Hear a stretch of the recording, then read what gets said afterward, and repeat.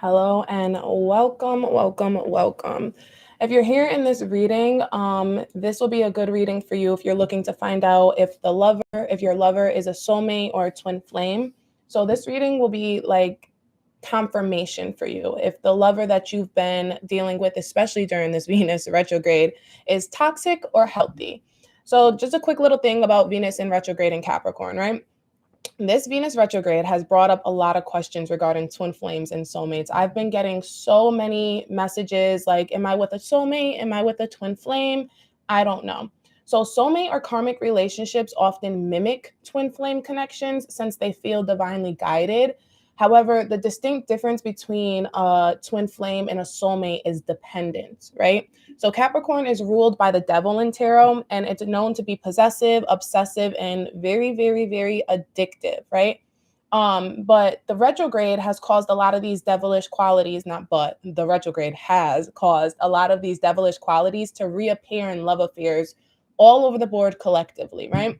So Capricorn, though, is also ambitious and very, very, very prudent, meaning that they can abstain from a temptation and achieve their goals if they put their minds to it. So soulmate love affairs or karmic lovers, toxic lovers, often are codependent relationships. They feel addictive, they feel possessive, you feel like you're obsessing over things, overthinking things constantly. Whereas with a twin flame, it's like a sensible interdependent relationships. These relationships feel progressive. They feel like they're moving towards something. Even if you're in stagnation or even if there's times of not being together. And this is actually something you can look into in my twin flame readings. I talk a lot about it is super hot in here. It talks a lot about the seasons of being in love. You know, there's not always a honeymoon stage. And with twin flame energy, there is often stages where it feels like wintertime, it feels cold and distant, but you should never feel like you're obsessing. You should never feel like you have a possession over this person, right? It's a very interdependent type of relationship. So, what I did is I pulled two cards of signs so that you know that this is a twin flame and signs that you know that this is a karmic. So let's just jump right into it, honestly. So the twin flame energy, I'm going to start there because to be honest, a lot of the relationships happening right now with this Venus retrograde are not twin flame relationships. If you're somebody who's just come across, who just had a lover come back into your life, um, during the time of, I think it was December 29th until January, or December 19th, actually, December 19th until January 29th, then this is going to be, it's most likely a karmic relationship. I'm not going to lie to you. If you want to know if you specifically are in a karmic or a twin flame situation, a true love situation, then I would suggest getting a personal reading so it can go more like in depth. But generally speaking, the way the Venus retrograde was set up and the way this Mercury retrograde was set up, the way these planetary alignments were set up, it was that it was bringing back a lot of past lovers and past relationships that were unhealthy. So let's get into the twin flame energy, because once I start describing this, you should have a better idea if your relationship is toxic.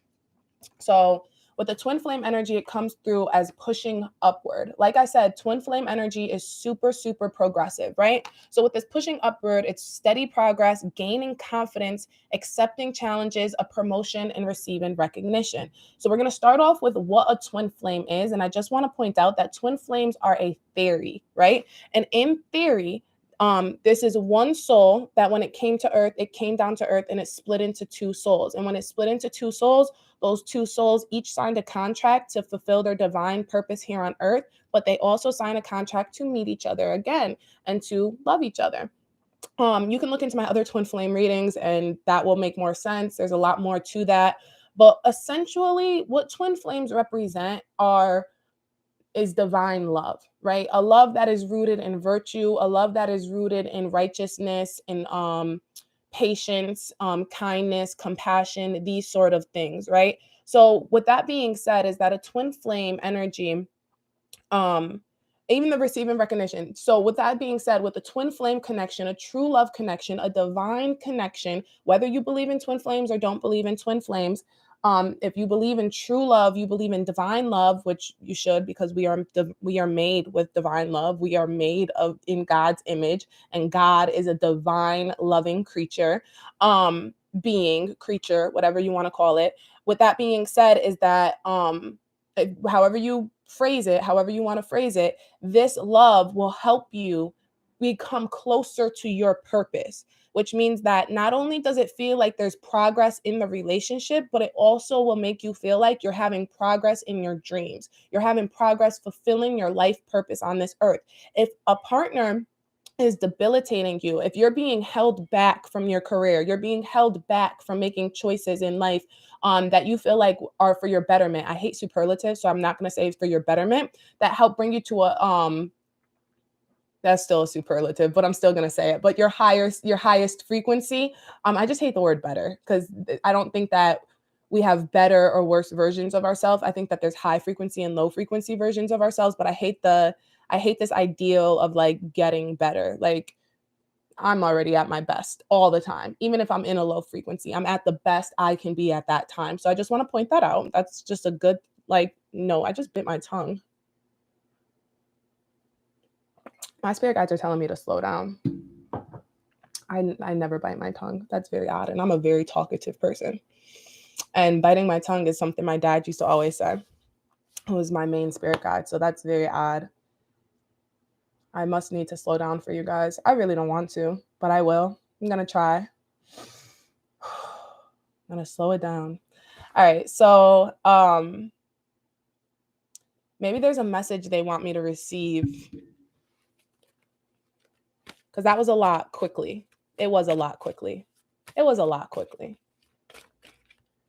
It was. I'm sorry, guys. Yeah, so Ace of Wands came out. This card has been coming out a lot in my readings recently. But it's new beginnings, birth, new ideas, and creation. So yeah, a twin flame. The light sucks right there. A twin flame connection is going to be a connection that makes you feel as if your ideas are flooding in. It feels anew, especially with this pushing upward. You see, these are mushrooms. I'm hearing for some, a lot of the twin flame energy or true love energy will have to do. There's a lot going on here. This reading is going to be, I feel like I'm going to get views on this reading for some reason. Fertile ground is what I'm trying to get to.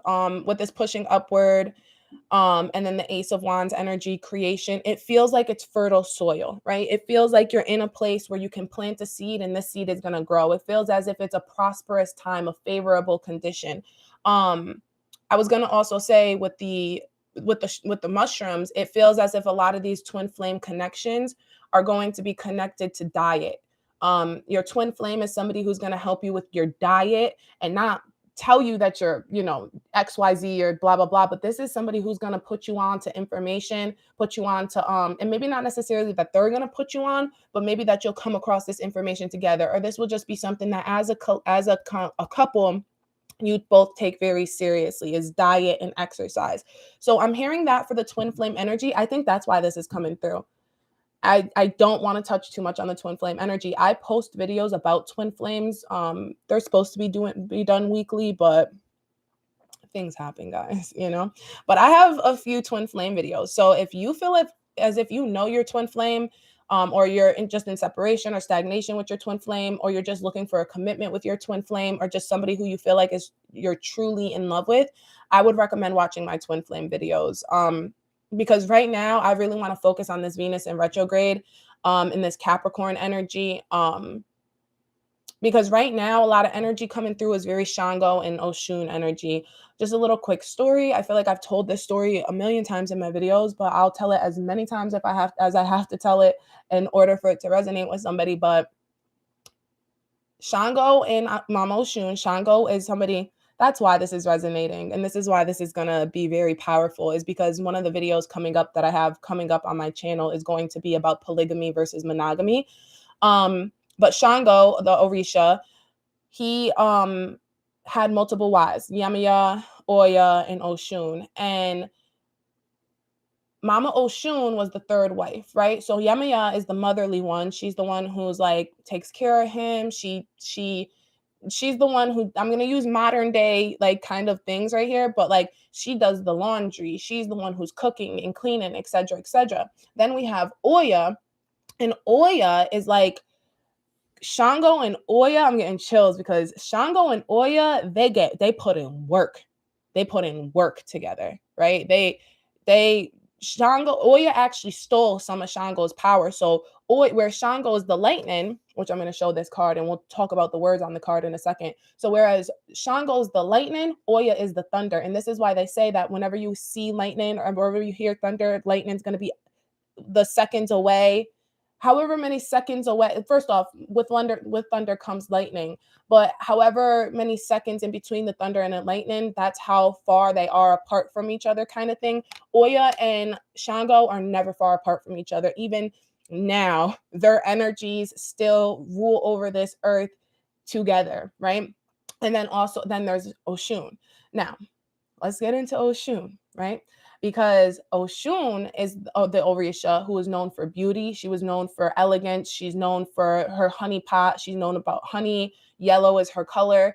But Mama Oshun was pretty much kind of like the female version of Shango in the sense that like she had multiple lovers. She had a lot of lovers. She was somebody who attracted a lot of different lovers.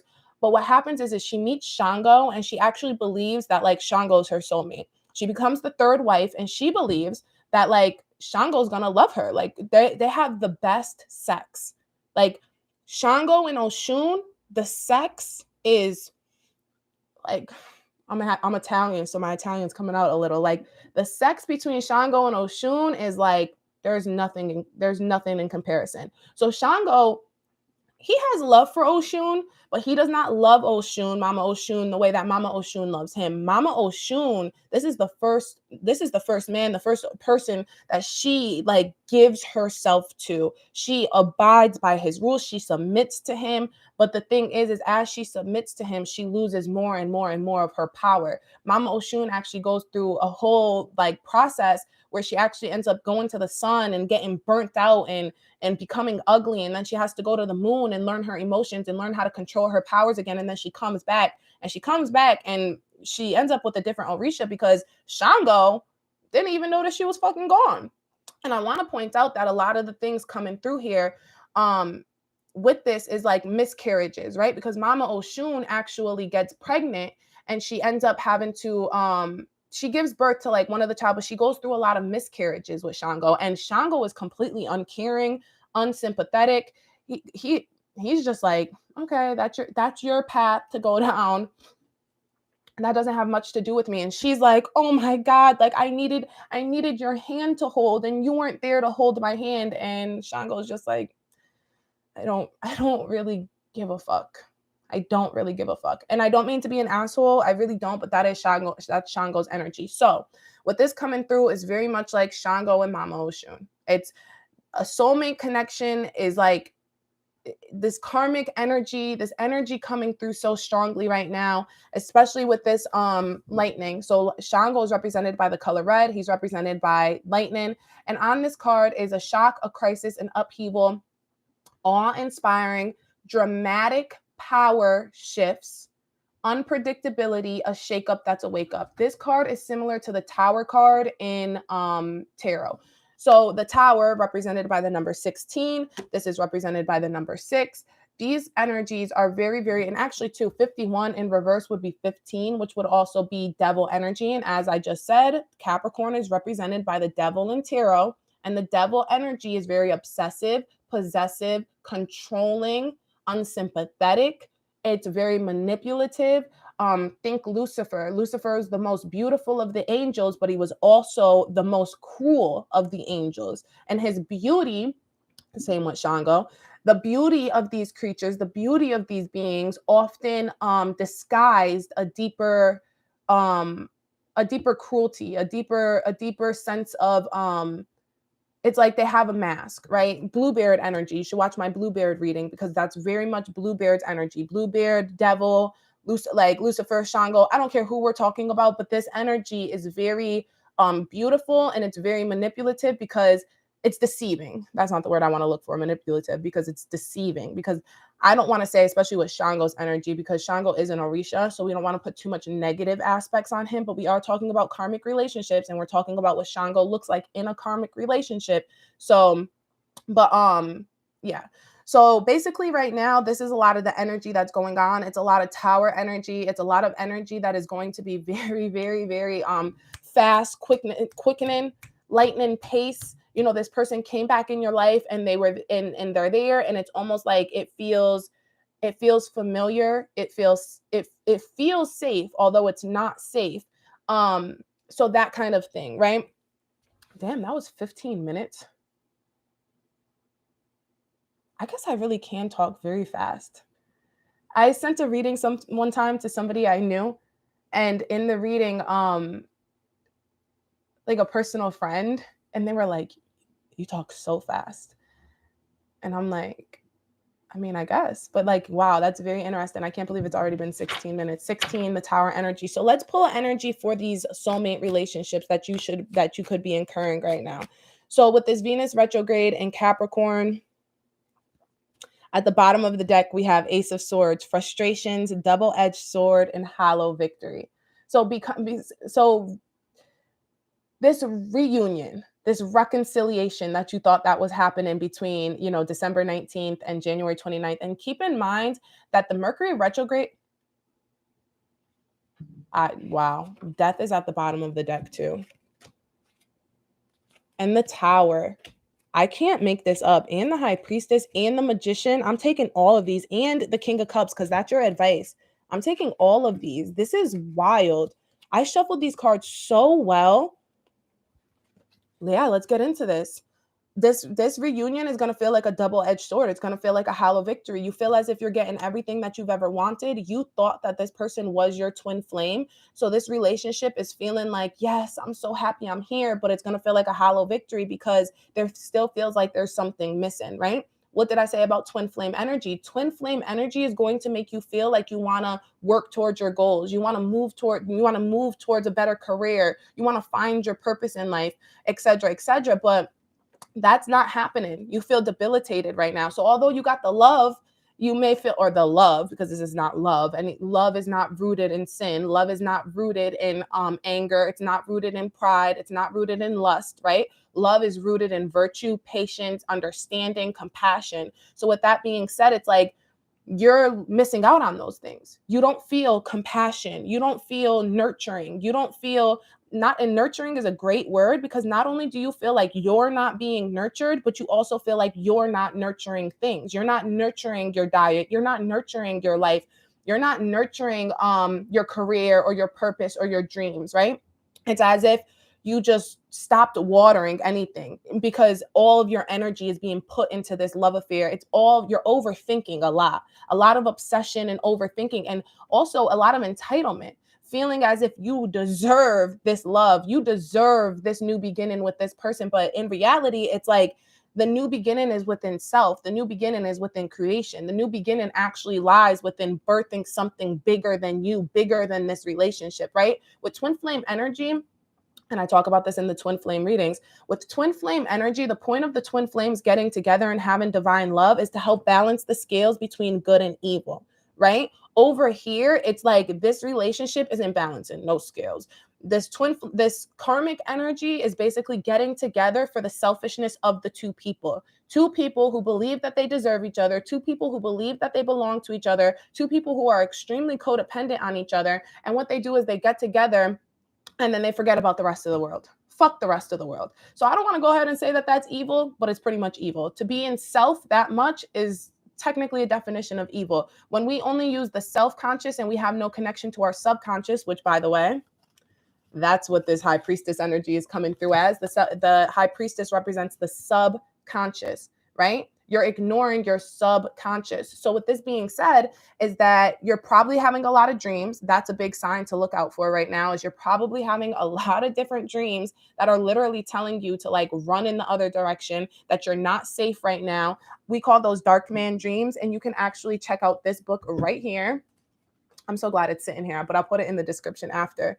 But Women Who Run with the Wolves, That book is a good book to like look into. It talks about dark man dreams, why you would be having dark man dreams,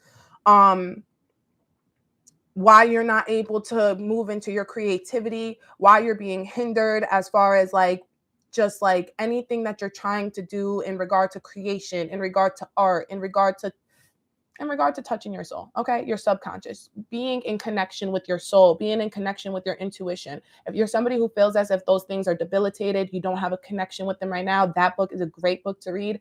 That book is like a level 10, I like to say, like reading wise. It's written by like, this woman's a very intellectual woman, so it's like a lot of big words, a lot of crazy, a lot of not crazy concepts. I did not mean to say the word crazy. A lot of big concepts, big ideals that could be hard to wrap your head around if you don't feel like you're an intellectual person, or you don't feel like you prefer to read like in-depth things. Pussy Prayers, I don't have that next to me, but Pussy Prayers is actually another great book that you can read, and I put that at like a level 3.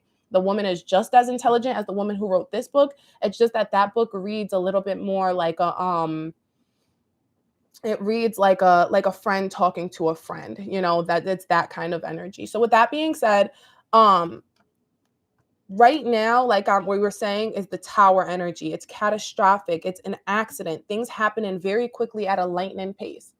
And I can't believe that was at the bottom. It just made my life so much easier. And I said that I was going to time this reading, so it was like maybe just over 30 minutes. 12:33, by the way. 33 energy coming through very strong, and 12 energy coming through strong as well. I mean, I started this at 12:12 with like my father's energy, but yeah, you're probably in the timer set to go off at 12:44. So a lot of master numbers coming through right now. So you've probably been seeing master numbers and repeating numbers, and you're probably like Googling them, trying to figure out like what exactly they mean. I just want to point out that when you Google a master number, you have to understand that the person who writes those descriptions can only write as far as their own knowledge or as far as their own experience or education. If you want direct understanding of what a master number means, you should get a personal reading. Or you should get your astrological chart, a numerological reading, those types of readings, because there's no way for Google to know exactly why a master number is coming through it for you. But I will say that if you're seeing certain master numbers and you're watching this and it's triggering for you, it's resonating deeply with you, then that means that you are seeing these master numbers in regard to a karmic relationship, in regard to trying to end a karmic relationship. Right when I said that, that's when the death is coming through. This is going to be short-lived. And now we have to remember that death of a situation or endings also means new beginnings. If a field burns down, it is sad, right? Something's been burned down. I want to point out the tower, the lightning, the burning.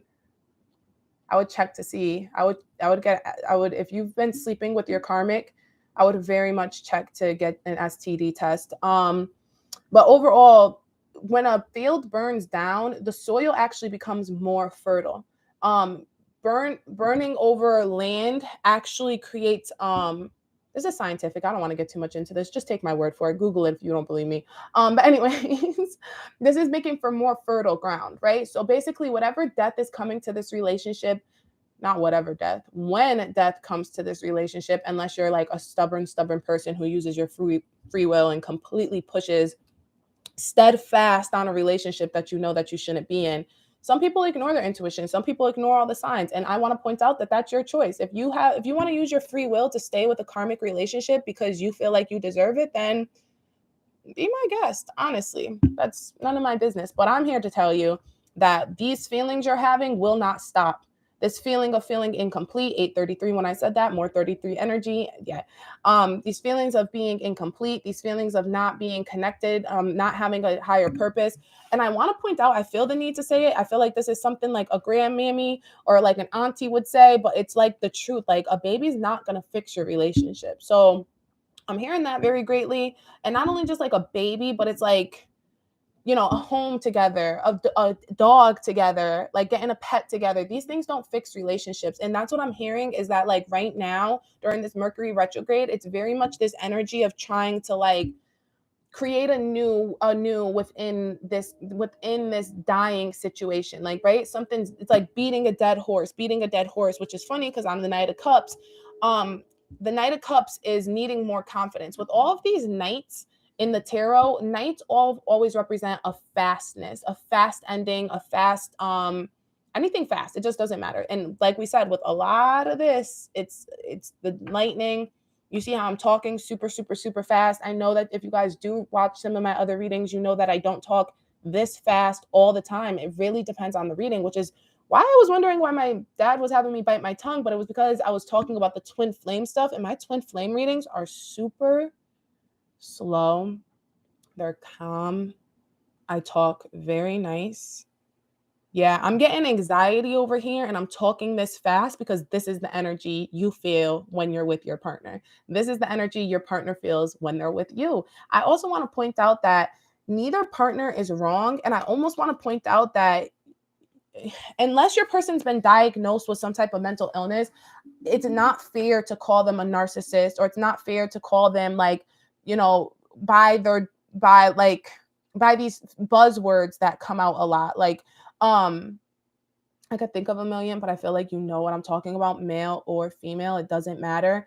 It's not nice to call your partner out of their name, right? It's not nice to call crazy is something you would call divine feminine energy. Like a lot of the times they get called crazy. 622 when I said that.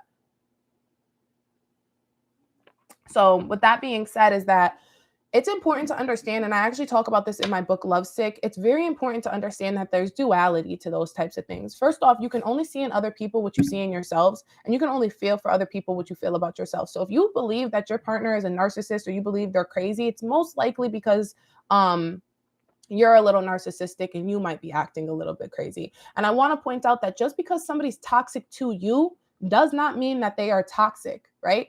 That you can't generalize toxicity, right? We have to remember that with karmic relationships, we mirror each other and we tend to bring out qualities in each other that are deep resonated within ourselves that we just haven't had the chance to check, right? So when we meet these karmic lovers, we meet these soulmate lovers, and we think of them as narcissistic, like I said, crazy, obsessive, possessive. It's oftentimes because these are deep-rooted issues that we have within ourselves, deep-rooted issues that we've seen in love affairs as we grew up. Socialization is very, very important to understand. We don't know what love is because when we are born, we're born, like I said, we're divine beings. We're made in the image of God. We're born with divine love. But as we socialize throughout life, we are taught the definitions of what love is. We're taught it by what we see in the couples and the relationships that exist within our lives. And then as we go through schooling, depending on the culture you're in, you get taught what the definition of love is. And I talk very strongly about that in my book, Lovesick Diary. But with that being said, is that you don't know what love is, right? You've been taught, you've been socialized to believe what love is. And as a result, you chose a lover that reflected that. You're reflecting your definition of love that you were taught. But in reality, is that love? No, it's not love, especially if you were taught that love can be violent. Love is never violent. A dragonfly it is the dead of the winter. Oh my gosh. But yeah, love is not violent. Love is never violent. Love is never unsympathetic, like we described with the Shango characteristics to Mama Oshun. And me saying that as well. Oya didn't think Shango was toxic. Mama Yamaya didn't think Shango was toxic. Mama Yamaya and Oya are still riding out for Shango.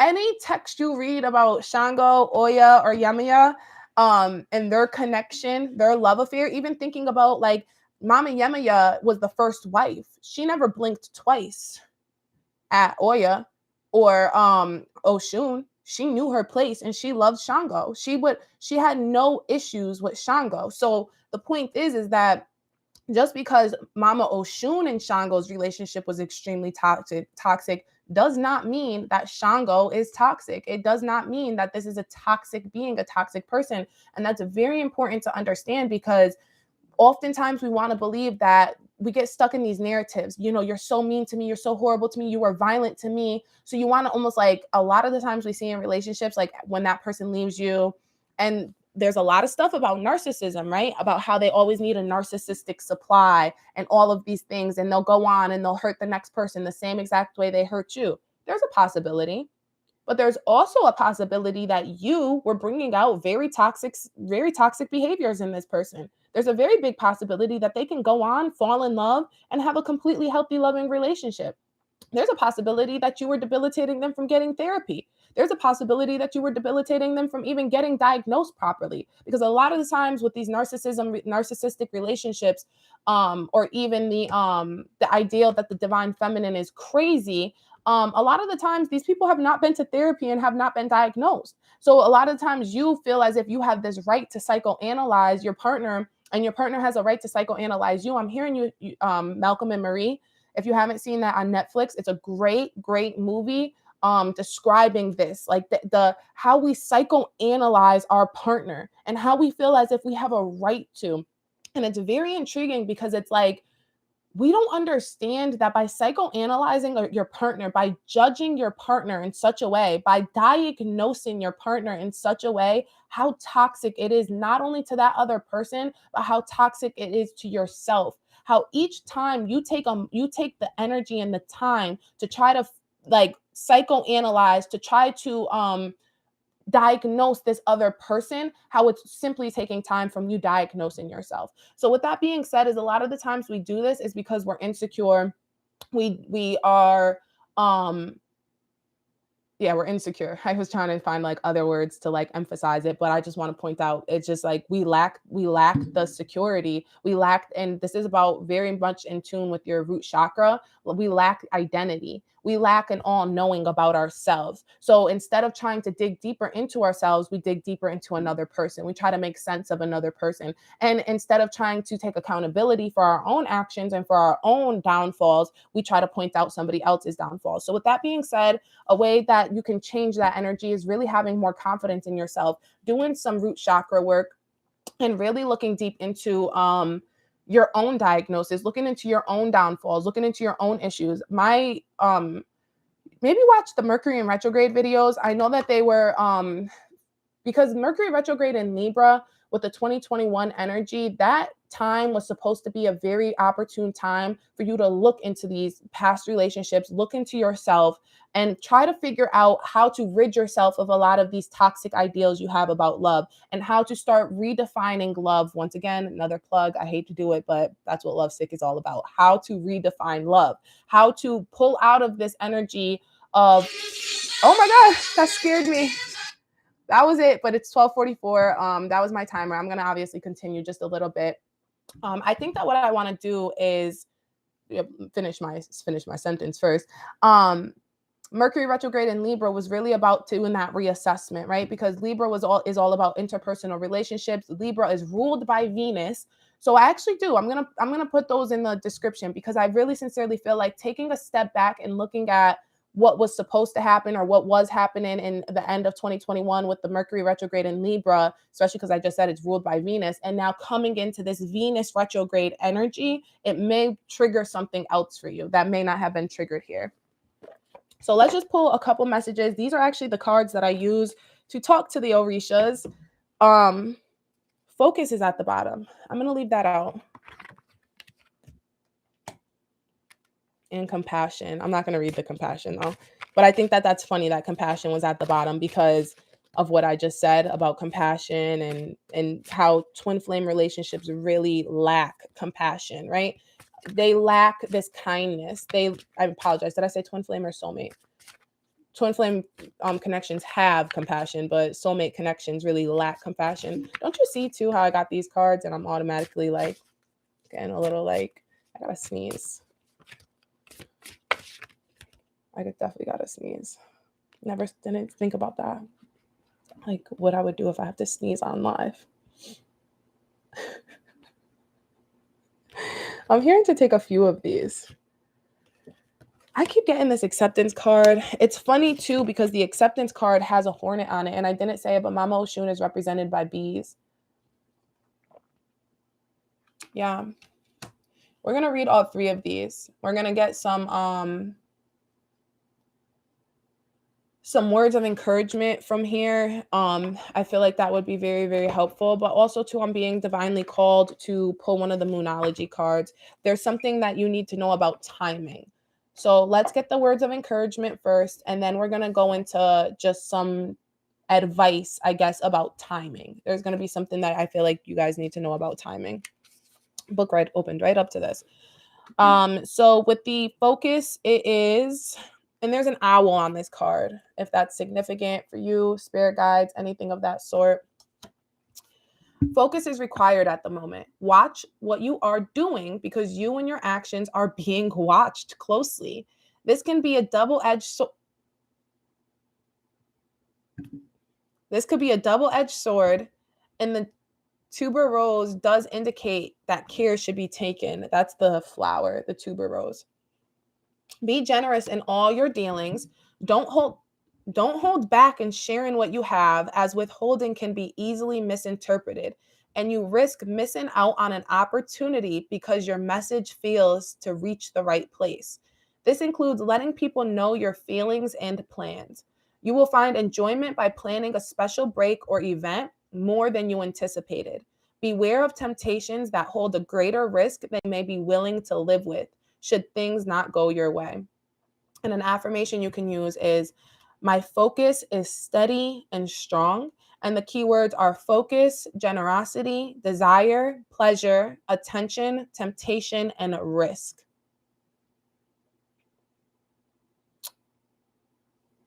I'm going to read the beginning part again because I think that's so significant.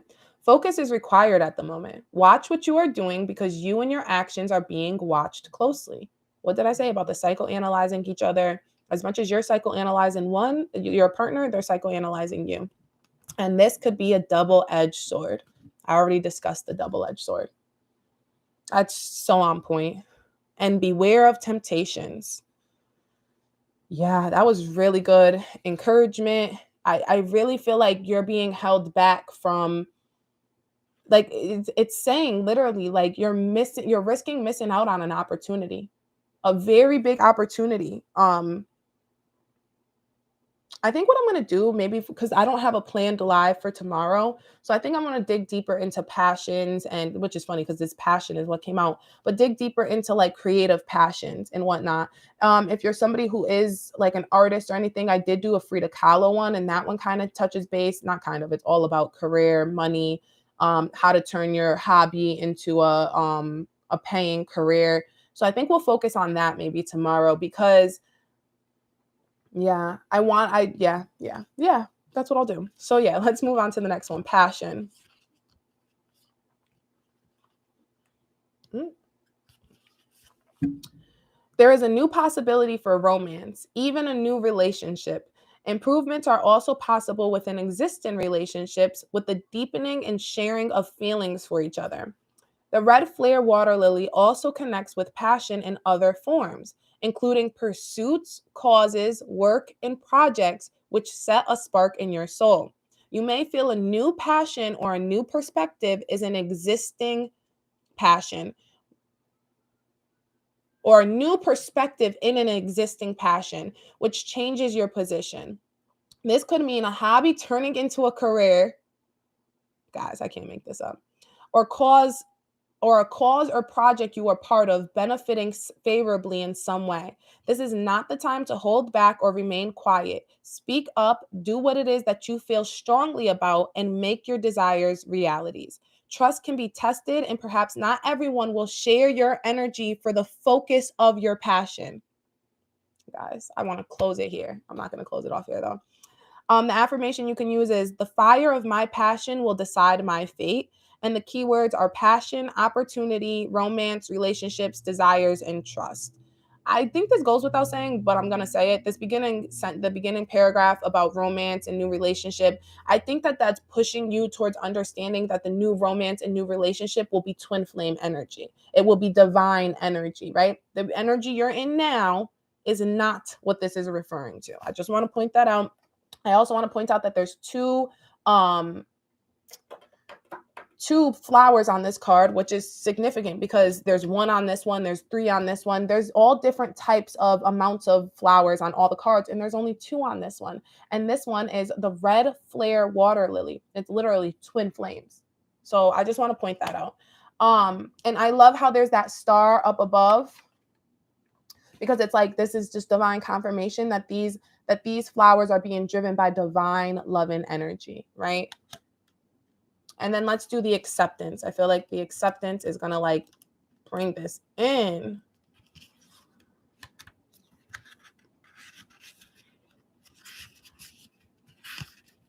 Every time I try to get to the acceptance, it's so hard. There it goes. By making peace now with what you may find unchangeable, you could find a new way forward. Like, I'm sorry, you just need to admit you're in a karmic relationship. Evening primrose indicates that emotional support is needed and offered. Often when we feel held in this space, we will naturally improve our outlook considerably. Your commitment to a project, idea, or relationship will be required. This energy also aligns with parental relationships, which may be tested at present. I think that's very interesting. I feel like I should go into soulmates. I'll go into soulmates in a second. I'll make sense of that in a second. Often when we feel held in this space, we will naturally improve our outlook considerably. Your commitment to a project, idea, or relationship will be required. This energy also aligns with parental relationships, which may be tested at present. This flower helps immensely with family relationships and can send a message that things are improving, but that you need to set firm boundaries to protect yourself. You could be facing rejection soon and are reminded that it is not you who is being rejected, but rather something that you are doing or connected with. This is the time to work on what you really want to invest your emotions in. And the affirmation is, I am emotionally courageous and strong. And the keywords are acceptance, emotional support, female, parents, commitment, and rejection. So 2 things coming through here. If you're somebody who's just got back with the co-parent of your child, that's coming through strongly. It's like still divine confirmation. This is toxic. But it's also saying that just because you decide to leave the relationship romantically, this isn't going to affect the children. There will be an improvement if you cut ties romantically with this person. If you assert your boundaries and say no more sex, then there will be a big change, and for the better, because there will be more focus on the children. Another thing coming through that I feel divinely called to say is that, with soulmates, soulmates are people we can meet anytime through our life. They're people who come with us through our past lives and through our lives. They stay in our soul circle. So a soulmate is not just a romantic soulmate. There are platonic soulmates, there are familial soulmates. And oftentimes with the familial soulmates, or it doesn't matter, any soulmate is here to teach you a lesson, right?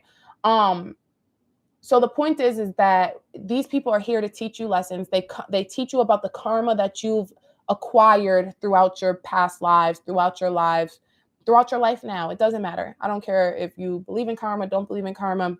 A soulmate is here to teach you a lesson. And with that being said, is that with familial soulmates, a lot of the times we have, ones that they're built in longevity, they're sustainable relationships, like everybody has that one cousin or the one sister or the one aunt where it's like it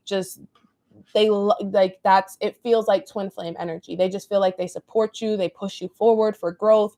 And that's why I said twin flame energy is more of a theory. It doesn't necessarily have to be that your soul was like this and split apart.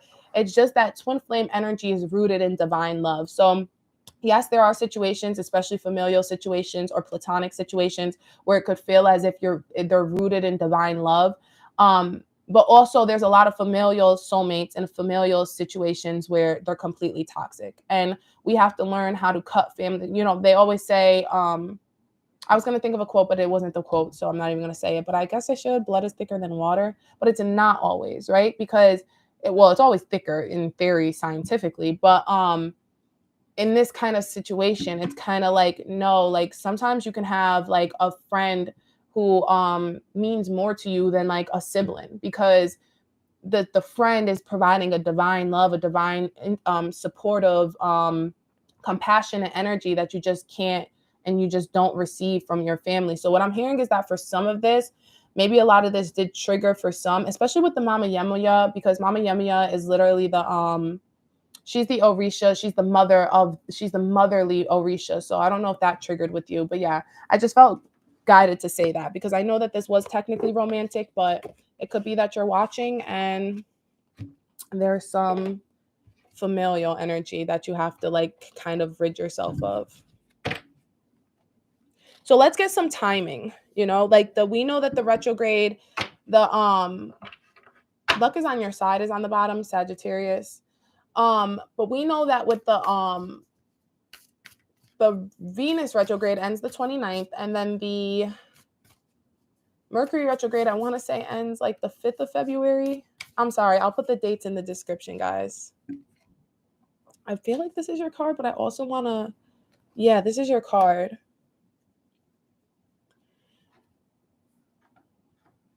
I feel like I'm going to do two, though.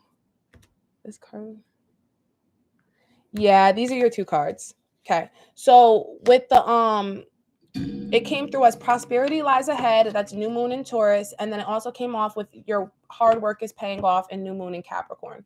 So I'm going to check one thing.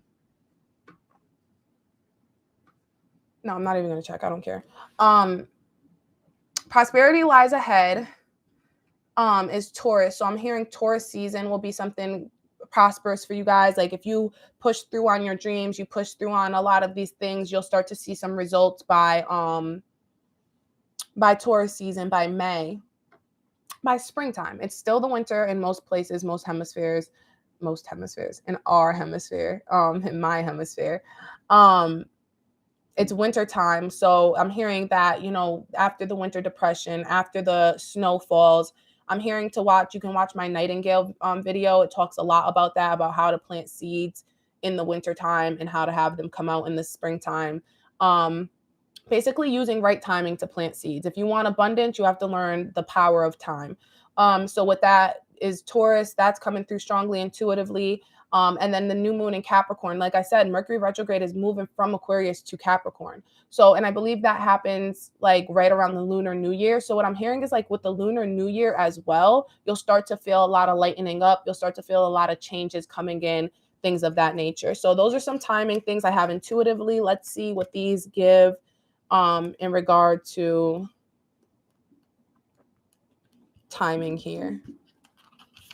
So prosperity lies ahead. This card will often come up when you are inquiring about a financial matter or when you are doubting your self-worth. What did I say? Lack of security, insecurity is what landed you in your relationship, the situationship that you're in now.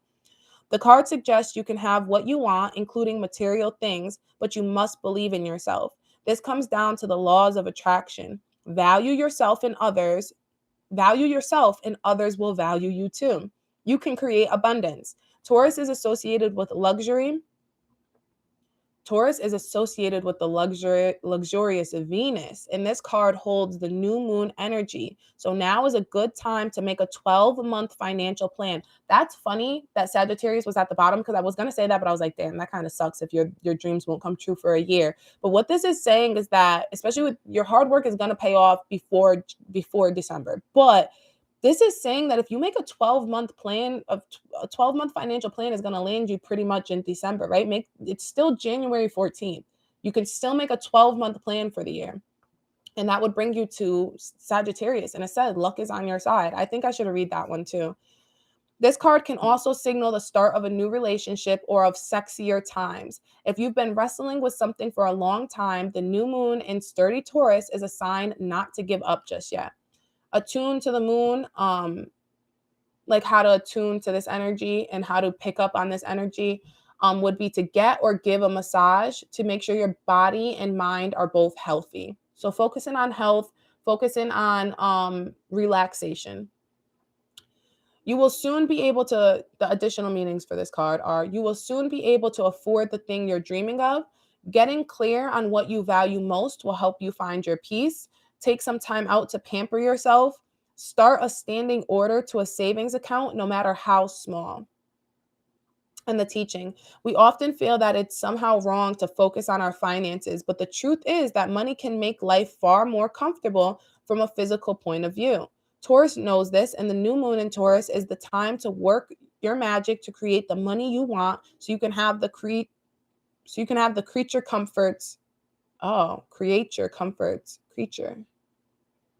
you want. Remember, though, that someone else is still wishing for what you already have. Yes. So plan, manifest, manifest, manifest. You want abundance, abundance, abundance. But the key to abundance is gratitude. Be grateful for what you do have. And then your hard work is paying off. New moon in Capricorn. First and foremost, this card suggests a new start for you professionally. Whatever has been going on in your working life, this card heralds the start of a new and improved work cycle. If you're unhappy in your current job, this is the time to either renegotiate your position or look for something new. Whatever your question, whether work related or otherwise, a new plan and strategy is called for. What's Taurus just say? Make a plan, a 12-month plan. Whatever your question, you need to take a look at the long term and think about where you want to be 12 months from now, even 5 years from now. That will inform your best course of action now, so think seriously about it. Drawing this card suggests it's time for you to be ambitious about whatever it is that you want to achieve. And the way to attune to the moon with this one is to make a proper plan and execute it well. Additional meanings are you need to be more disciplined to reach your goal. Hard work will make your dreams a reality. A very good omen for studying or teaching. Going back to school. Maybe that's a part of your 12-month plan. Don't be too controlling and avoid anyone who is controlling. I'm going to read that one again. Don't be too controlling and avoid anyone who is too controlling. And the teaching of this card is Capricorn is the sign of ambition, building, and hard work. The energy is solid and rigid.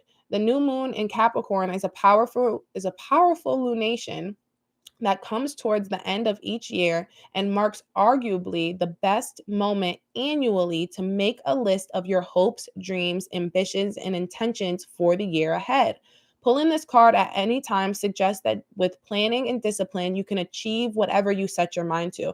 I think that this is very interesting. First off, this is on 61. Opposite it would be 16, which is the tower energy. But I also think that this is very important because I've been talking a lot about that in Stargazerville. The new year that just passed, that's not the real new year. That's the Gregorian calendar new year. That's the white man's new year. That's the colonizer's new year.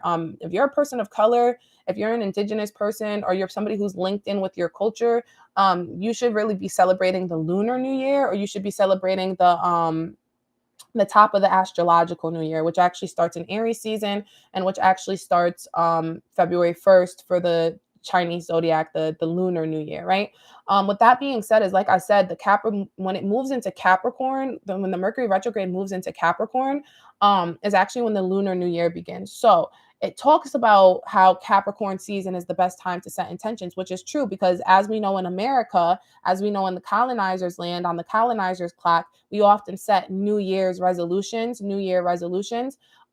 around right before January. What could have happened to you is you could have been somebody who set all these resolutions and set all these ideals or these goals for yourself, but from December 31st even till now the 14th, you've just felt completely debilitated. It's felt like it's almost impossible for you to go ahead and fulfill these goals, and that's because it's not new year energy yet. Like it wasn't the right time, you know what I mean? So with that being said, you can use this energy, use the information I just gave you, and use that Capricorn energy that's actually going to be present around the lunar new year, and you'll be able to set goals, set resolutions, make this 12-month plan that you need. I think I love this so much because it's very coming off as, at the end of the day, it just is confirming what I said. If you're somebody who's in a karmic relationship and you're doing this as escapism, you're trying to escape from your deeper purpose. So you need to stop. You need to take the blindfold off and you need to start figuring out what it is that you truly want from this world. From like, if you,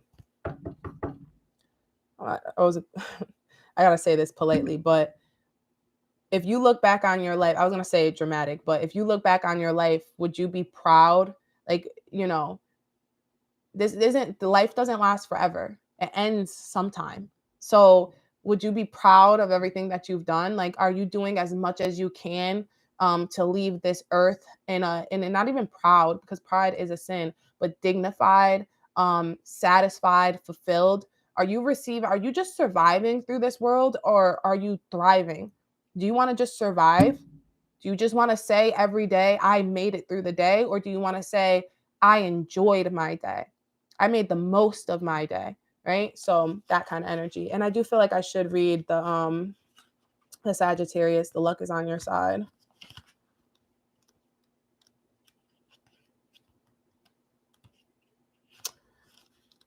It was new moon. And that's funny too, because they're all new moons. So I actually am going to read this for you guys. I'm going to read this or whatever, but also I'm going to check one thing for you guys. Yeah, I knew it. The new moon was in Capricorn in the beginning of the year. And then also too, let's check to see where the new moon is going to be next month. Next month, the new moon is in Aquarius. Okay. And then we have a full moon in Leo. The moon will be in Capricorn around February 26th and February 27th. So that's when I'm feeling you're going to feel lightening up. And then also the moon is in Taurus the 7th and the 8th, which is right after the Lunar New Year, which is exactly what I just said. So I'm going to say anytime from February 7th until Taurus season is when you're going to still, if you start to put intentions towards some type of creative hobby that you want to turn into money, like you want to step away from this talk and say you don't even have the energy to start that yet, but you want to leave this toxic relationship and you're not sure when you're going to feel better. What I'm hearing is summertime. There's this song I always listen to called Summertime, but it's like and she's talking about that, like, when will I start to feel happy again after leaving my lover? When will I start to feel like, oh, I'm getting chills. When will I start to feel like, like it's like the winter is over? It's like when you're in love and you have to leave a love affair that hurts so bad, it's like it puts you into this like depression. So it's kind of like that. And that's what I'm hearing. It's like, it's not just about your creative hobby and things like that, but it's like, when will you start to feel better? When will you start to feel secure in your decision? That's when it's going to be around from February 7th to like May. That's when you'll start to lighten up. That's when you'll start to feel better. So let's do luck is on your side. Whatever is coming your way, it looks set to put a smile. It looks set up to put a smile on your face. The new moon in Sagittarius can mark the restart of fun after a period of feeling low. The energy is adventurous and even willing to take a few risks, but be careful you don't bet the farm on something here, as the wheel of fortune is still spinning. Yeah, don't bet on your karmic lover, because that wheel is still spinning. This card is about exploring life metaphorically by exchanging big ideas with others or just thinking about your own philosophies. Honestly, I like that it says this. Drop in the comments if this is resonating with you. Drop in the comments about what your creative endeavor is. What is it that you want to do? Are you a singer? Do you crochet? Do you make blankets? Do you quilt? I don't know. I have no idea why that came to me. But if you're somebody who does those exact things, please definitely comment. Because I don't quilt or crochet. I don't make quilts or crochet. Perhaps it's time to change your mind about something important. You need to change your mind. That person's not your twin flame. Change your mind. It can also signal that a trip a trip away is coming up. If that's something you're working to achieve, but the overall message of if that's something you're working to achieve.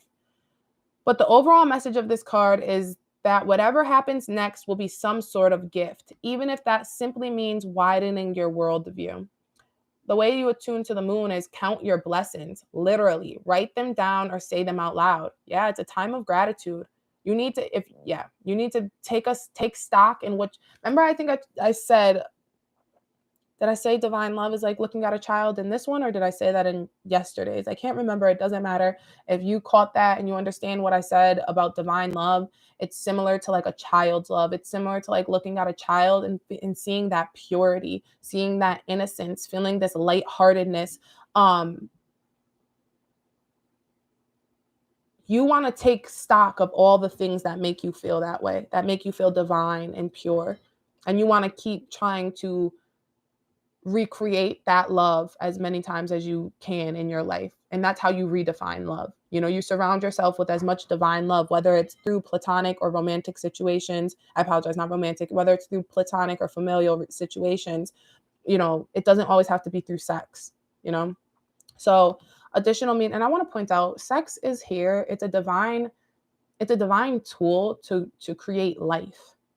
It's not here for pleasure. And it's not here for hedonistic purposes. So with that being said, is like, with the soulmate energy, oftentimes it's like sex for no reason. It's sex in the morning, sex in the evening, sex in the afternoon. Like, it's just, that's not love. Sex is not love. So yeah, additional meanings for this card. You need to laugh more. And the best way to laugh, and the best advice I ever got, is that if you feel like you're not laughing enough or smiling enough, spend an hour with a child. Trust me, you'll laugh. This is a wonderful time to start a course of studying or teaching. Once again, you must need to learn more about the craft that you're trying to get into. Don't be narrow-minded, and start a week of gratitude practice. Oh, either via Facebook, a journal, or a blog. That's nice.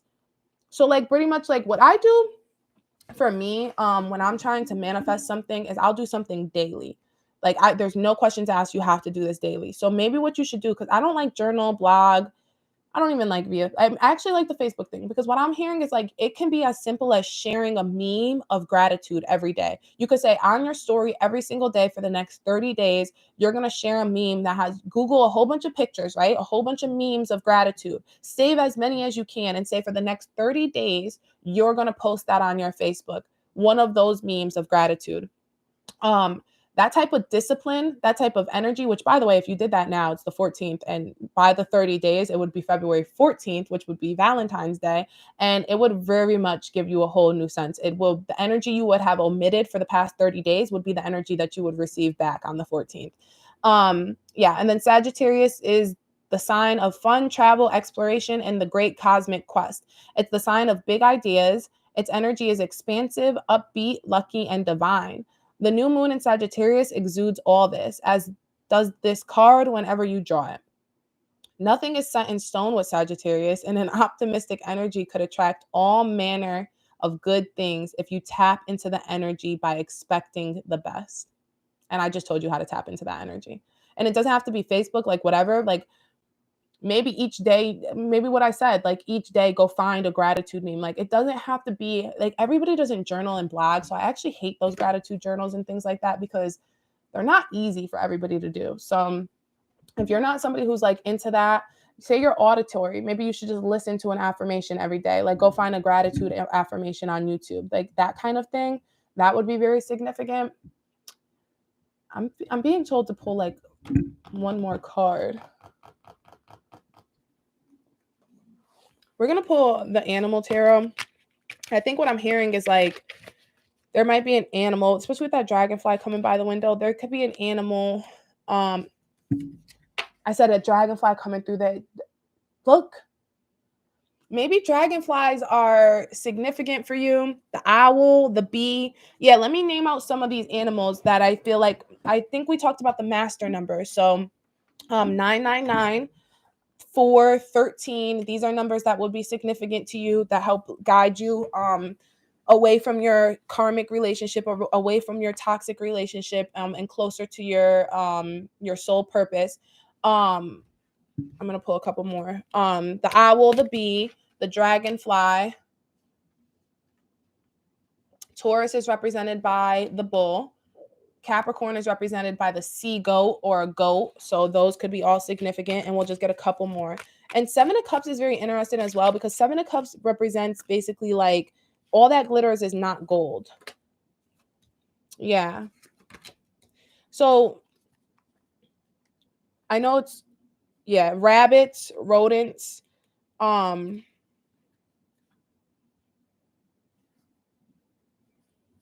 mole. I don't know if that's relevant, moles, but also to wolves, dogs. The Five of Pentacles is coming out from the cold. You could be somebody who's really just experiencing like it's very much coming through with this depression. So a dog would very much help you getting a new dog. Maybe you are somebody who's trying to get a new dog with this karmic lover. I'm telling you, don't get that dog. I don't know if that's why that came through one more time. Do not get that dog. And if you get the dog, get it like, if you're the one who wants the dog and you know what I'm saying? You buy the dog, you go through the process, and it's your dog. Don't say this is our dog. Penguins and rabbits, yeah. So yeah, those are animals that you may see. Any one of those animals, I would I'm hearing two more. Oh, the chariot. Yeah. Move steady fast out of this shit. And beetles. So any of these I could probably I could talk for days about all those animals. They all have super, super, super, super, super strong messages. And they're all actually quite relevant. Like they're actually all animals that I have listed in my animal spirit guide book that will be coming out like later this year. But yeah, Google spirit guides, animal spirit guides. We have to remember too that just because you might resonate with a specific animal. I don't know if you guys have seen in my past, whatever. I resonate very strongly with the Black Panther. The Black Panther is my soul animal. However, we have, especially in Native American culture, they believe in the totems. So although you might have the top of your totem, or you might know who your main animal spirit guide is, don't feel hesitant if you felt connected to one of these spirit guide animals, but you were like, yeah, but that's not my guide. Like, no, no, no, no. Just because you have your main guide doesn't mean that other animal energies aren't going to come to help you or come to guide you. It's kind of like with the master numbers. Like, you might see one number for a little while, but then you're going to start to see a different number afterwards. Like, and you might, like, I resonate strongly with the number 7. It's literally tattooed on me, but my life path isn't number 7. My soul number is not a number 7. There are different numbers that resonate with me in different ways. It's just the number 7 is the one that resonates with me the strongest. It's the one that I feel like is a part of my life.